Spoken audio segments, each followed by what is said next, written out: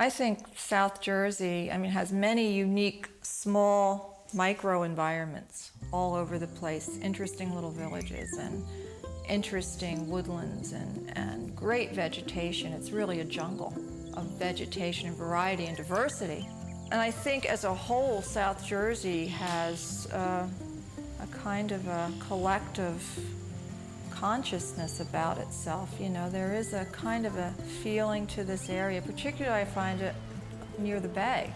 There's a kind of a sense of place about the region that is reflected in the history of the area, it's reflected in the architecture, it's reflected in the quality of light that we talked about, it's reflected in the people, the animals that inhabit it, it's reflected in everything that's here, and it influences everything that's here. And it's just part of this vast mine of history that exists here, which is very unique to this place.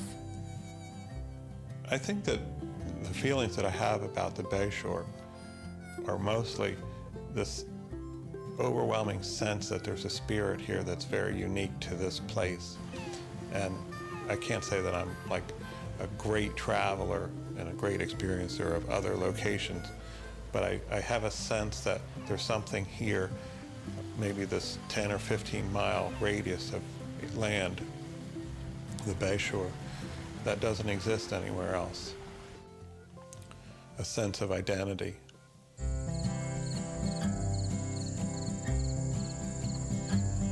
Like the breezes that blow across the Monenico, I feel her warm, gentle breath on my cheek. With my arms around her waist, she moves like an angel as we float past East Point to Dias Creek. From the oak woods of Claremont to the Fortescue. The three artists that I have here exhibited today with flat art, I thought were artists that really represented the area and yet were each in their own way very unique.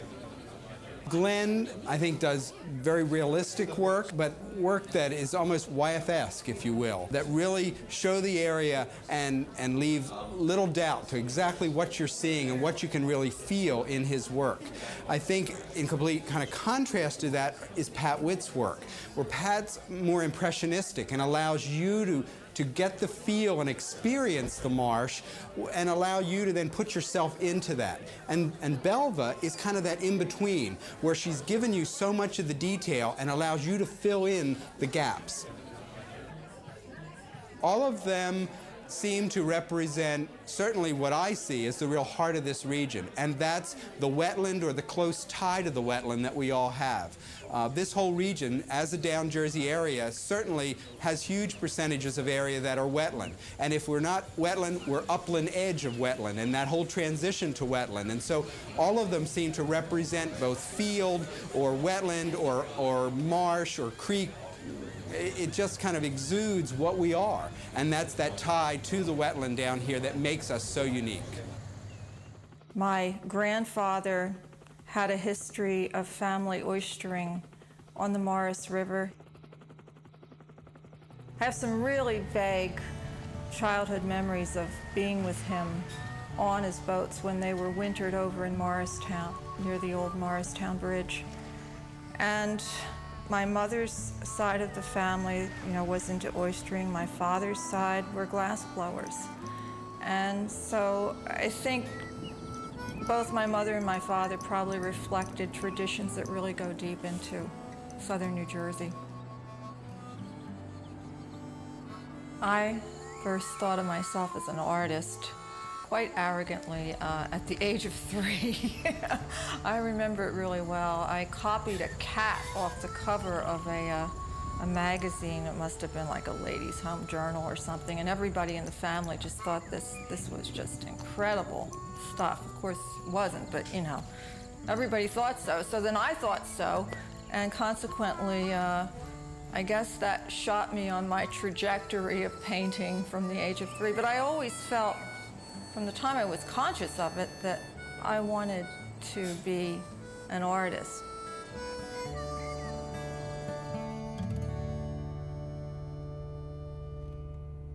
Oh, the atmospheres are amazing, I think, on the Delaware Bay especially, and the marshes and the woodlands. There's an air quality in South Jersey, and I don't know what it is. It's maybe the humidity in the air, it may be the angle of the light, it's probably a combination of the two, but there is a difference to the quality of light in South Jersey, and I think a lot of painters that are landscape painters, they see that and they relate to that. And I find that to be rather intriguing, to capture that sort of ephemeral, fleeting quality of light. And I love it when you get late afternoons and you sort of have these mists that come in across the marshes and across the fields, and they really do take on a kind of a spiritual quality. And it's nice to be there and try to catch a little of that once in a while. The other place I like a lot is coming into Greenwich. There's a beautiful field that's frequently it's plowed, and in the fall it's wonderful in terms it has beautiful yarrow and Queen Anne's lace that's sort of beginning to dry, and you can look through the trees and see a bit of the river through this field. In the winter you see the plowed furrows in the field, and sometimes frost will be highlighted on them. So it always looks different. And that's an area that I like to see in the early morning because it has more of an east face. And again, you get incredible lights and colors coming across the marsh onto the field with a border of trees. So that seems to be a spot that draws me back a lot. Being around marshes or any broad open spaces, farm fields often do the same thing. The fields of the Bayside tract next to my house are very broad and expansive. There's a feeling of one's relative smallness in relation to such huge forces. And I think the marshes sort of remind us, you know, of our place in things. And maybe there's a little bit of humility that comes from being in these vast spaces. Some people find it in the western canyons, some people find it on the ocean, and I think for some people in our region, we find it in the marshes and the broad fields. And keeping, again, those places is really incredibly important because we're losing so much of that. And I think it's important to have that place where you can go where it is quiet. You do find some solitude. You are with nature, and you can be aware of your relative place in the scheme of life.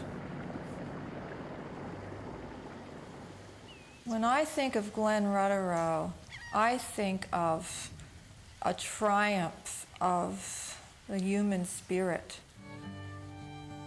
His work is so extraordinary. There is not another painter anywhere that I admire more than Glen, and I think he has a great diversity in his work. And Glen's work has a quality in its expression no matter what particular phase of his work that you see it over a period of years. I always find myself coming away with a sense that this person really has an amazing gift. And I think something of that comes from who Glen is as a person. And he certainly captures something of the spirit and the feel of South Jersey in a way that is really unmatched by anybody else. One of the things that I find really fascinating about the whole area in general and the different structures, the buildings, and what was kind of left over from man's activities is the sense that they all tell a story.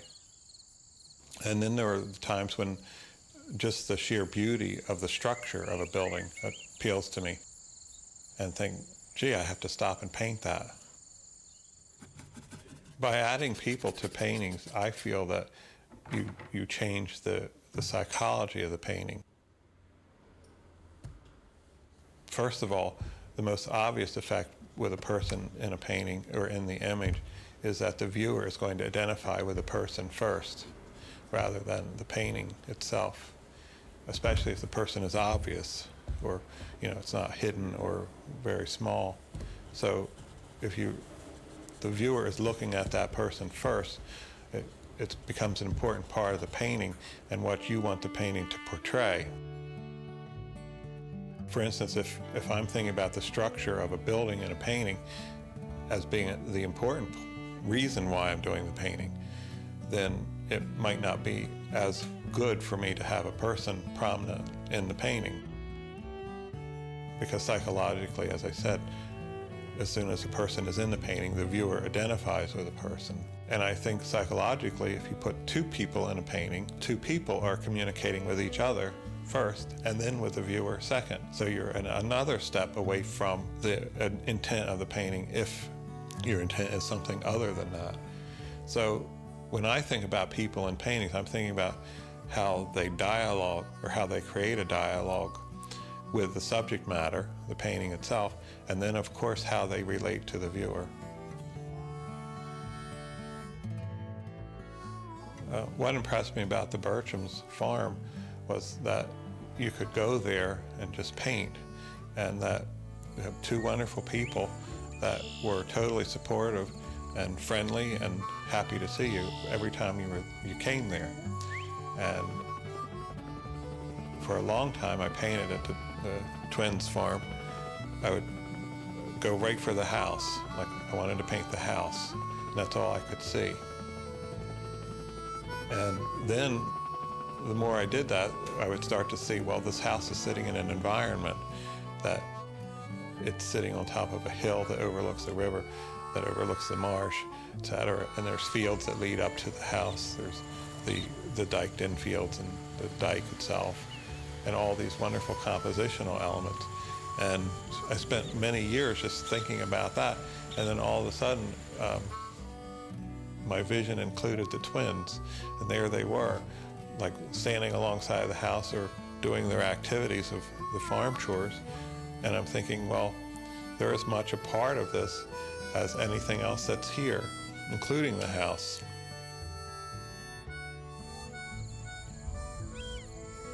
If I were to think what makes a painting mine, or why is my painting any different than someone else's, or how someone perceives it, it's a very difficult kind of question, because I'm right in the heat of the battle, so to speak. The art historian might be able to decide that better. But there is one thing that I would hope, and that is that a person had a sense that I was there, and that I was experiencing what I was painting, and that I had a feeling for it. And even possibly or hopefully, they would look at my work and say, there's a spirit there, that this painting is alive. And not every painting has that. And certainly not every painting of mine has that. But hopefully, in the long run, there will be enough of them that might be what people remember my work by. In all seriousness, I never really considered myself an artist. I considered myself a painter. And that's probably to quote Thomas Akins, because that's what he said. But as the last couple of years, I was thinking, well, here I am in my 40s. I am an artist. And it's like, it was a revelation. I'm an artist. One of the first things I remember about Pat Witt was at the age of 16 and going to the Barn Studio, that nothing was too much trouble for Pat. And for me, especially sitting in a wheelchair, it was difficult sometimes to be outside and to move around. And Pat was infamous for her nature walks at that time, through the fields and woods behind her barn. And I remember being hauled by other students through the brambles and the briars and the flowers and everything, so that I could participate in that activity. And that's one of the first memories I have of Pat Witt, that nothing was too much trouble for her to get you out and to see nature and see the trees and the sky. Some children start here when they're 4 and 5 years old and stay in here until they graduate from high school. And then they go into an art field. Doesn't matter if they're going to become artists or what they're going to do. The important thing is that they learn about themselves and have confidence, and it builds their self-esteem. Some will be teachers, some are coming back here and bringing their children and their children. And that's the way it goes. It's carrying it on and passing it on. Some of the adults, the parents will say, some of my fondest memories of growing up was spent at the barn. The greatest thing for me is to continue going to the same places. Sometimes, why do you go? And I said, well, it's a sense of place. You just know it is your place to be. And that's for me. Maybe it's because I was born and raised along the Marsh River. I could not do a cityscape, you know, the tall, all verticals. No, I got to do the horizontals. And many times, people will say to me, I never see any people in your paintings. And you know, psychologically that's supposed to have some meaning, or if you see a bare tree, you know, all these things. And I'm always honored when meteorologists or astronomer, some of the great people of nature will always say, I know right where that place is that you're painting from, or the crabbers, or the hunters, clammers, fishermen. They always know where that place is. And I think that is so wonderful because they're able to identify to their place. See, that's their place too, you see, and they understand it.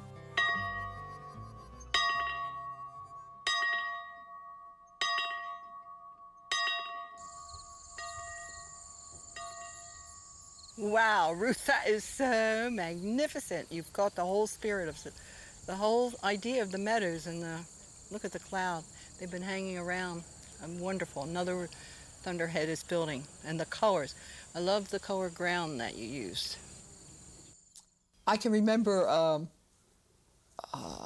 one time, my favorite time was I would go along and paint the neighbors' mailboxes, put designs on them. They said, oh, Patsy, you just made our mailboxes so beautiful. And they would give me $1. So then I realized I could earn money. And $1 back in the 30s was pretty good money. If I told you to stop right now, would you?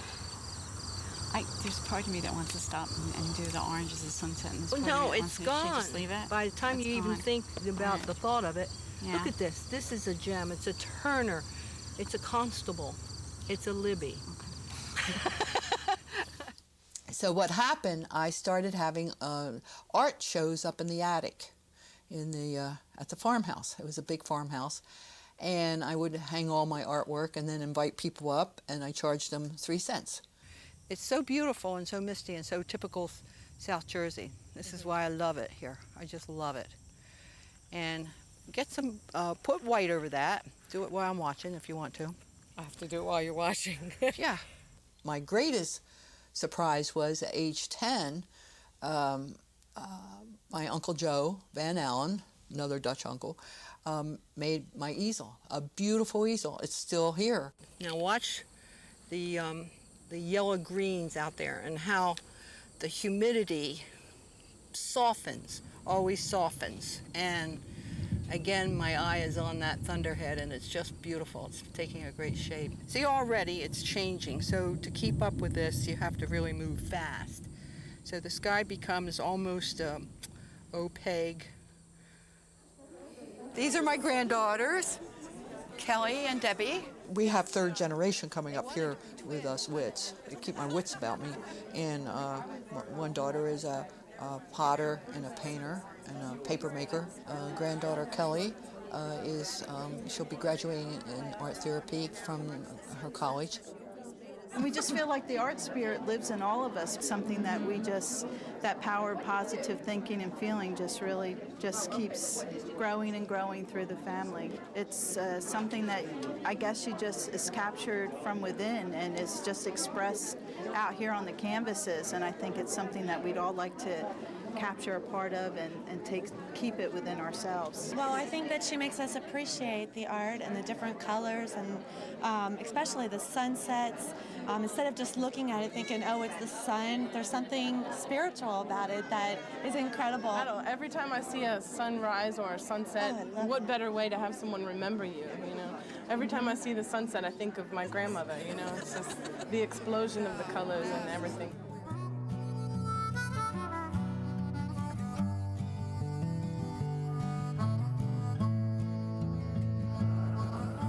One of my favorite glass blowers, of course, is Don Friel, because I could see marsh paintings or wetland paintings in his glass. The magic of fire and sand and his artistic touch, whoa, I love his work. The first 2 years as a art major, I studied pottery. I actually helped build the first pottery studio here at Wheaton Village. I've always enjoyed working with clay, but I found the glass was a lot more spontaneous material to work it with, and for my personality, I think a lot more conducive to creativity. Some of the earlier work that I started, I guess, depicting some of the marsh images in, I would be riding back. Like most of the better hunting times were daybreak and dawn, which is probably the most color-oriented times if you ever spend any time out there then. And I might be riding back in my little 14-foot John boat on the way back before the sunset, and just come around a curve and just be flashed with this tree line and maybe the gray sky or the pink sky behind that. And started thinking how I could get some of those images into some of my work, or maybe create the impression of some of those images into my work by changing the colors that I work with the iridescence on the surface and maybe the opaqueness at the top, and having a transition area in between. I would spend a lot of time out there when you're hunting, laying down, looking through reeds. And then I started actually drawing reeds onto the surface of the iridescence with the opaqueness, and maybe putting in a few bits of certain colors at the skyline just to create the impression of birds, for example. So I think the people who are familiar with my work would know my story and what the work's about. But for those who don't, you know, if you pick it up and hold it in a light and just allow yourself to see it, everybody sees something different in it. But ultimately, everybody sees some kind of scene in the marshes. South Jersey is rich in all the resources that it takes to produce glass. And it wasn't probably until maybe, I don't know the exact dates, but Durand glass, where I would say art glass was actually made here in South Jersey. There are some pieces in the museum, some of the whimsies that are very collectible, the Millville Rose, South Jersey lily pad pitcher, different things like that that were a byproduct or developed in this region.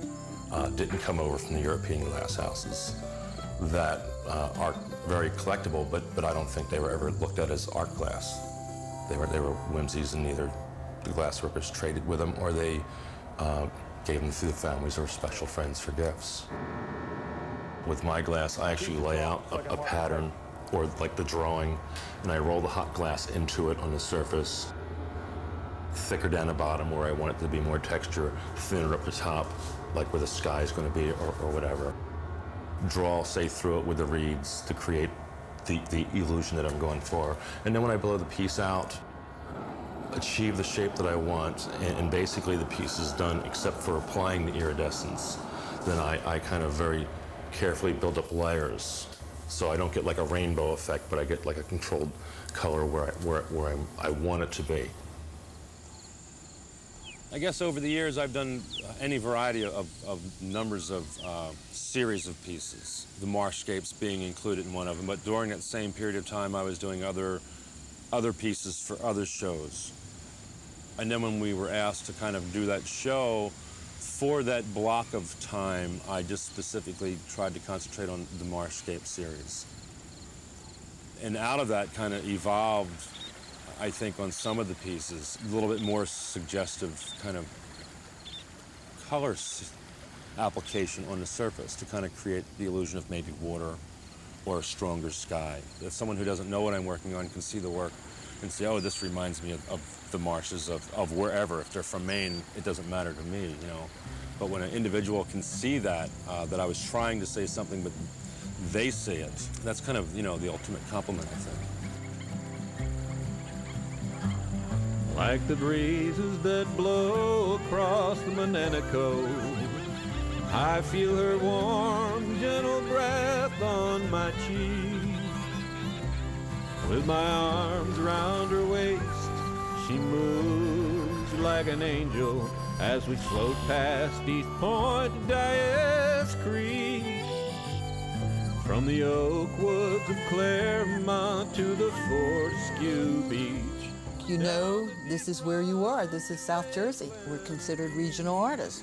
This is our region, and I think that's very important. An artist has their sense of place. See, the marshes and the wetlands is my sense of place, but it all comes together as our place.